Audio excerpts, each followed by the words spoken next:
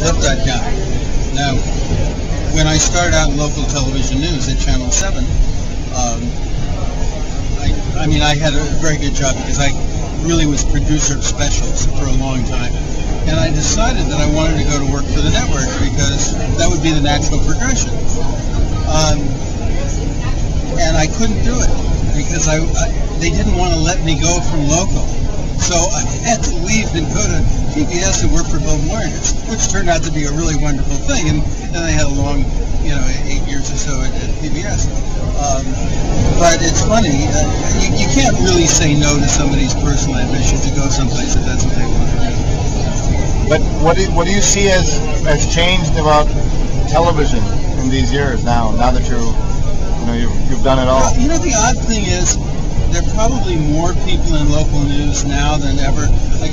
I know somebody, who's an education reporter at Channel 7, and so, education reporter is a specialty? I mean, how is that possible? We didn't have that. But on the whole, the stories were longer. They're more serious in what they covered. But it gradually got more pop, and it got more entertainment, and that's the dilemma. It's like, how do you put together something that's compelling that actually serves the needs of the community? Very hard to do because it's work. It's hard work. But why do they lead with all this police blotter stuff? And do they always do that? Well, unless it's an international disaster or something that's more compelling. But that's the easiest, fastest footage, although it's not very interesting footage in most cases, It's of the whirling police car light or something like that, or standing in front of a hospital where somebody's inside.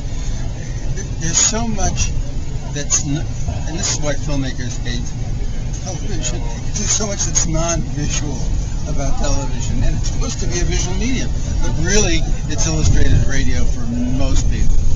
And even very successful programs like 60 Minutes talk about being illustrated radio, because you can do other things. You can walk around, you can listen, and that's carrying the importance. And but that gives you wallpaper, and everybody hates that if you're at all interested in telling the story visually. But do you see a time when that'll change, or will this, as the essential story change in 40 years? Oh, yeah, I mean, in all media. I mean, you go back and you look at the CBS Evening News. Somebody was actually telling me that one of the most useful things about YouTube is nostalgia. To see what television was like 30, 40 years ago. And I never thought of it that way, but it's true. You can actually see some things you go, oh my God, there was more form, there was more seriousness. Every once in a while you'll see something like The National, the Canadian Report, or you'll see something else, and it reminds you, oh, that's what television news was. It was just a little more serious at telling you what the world was about. It can never, Cronkite himself at the height of his popularity would always say, it makes up what, this 22 minutes is part of one column in a newspaper, so it's, but it does what it does well, and when it, I love the story of T.Y. Chen being asked to go to Chinatown and do a story. That was wonderful.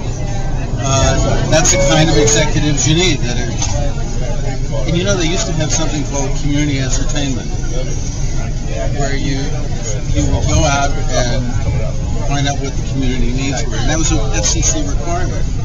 So sometimes programs got made because of that, not necessarily out of the good-heartedness. Is that it? No. Well, finish the story. No. I mean, it was just another means. You got to put the incentives in the right place for people to do things, and the incentives have not been in the right place for a long time.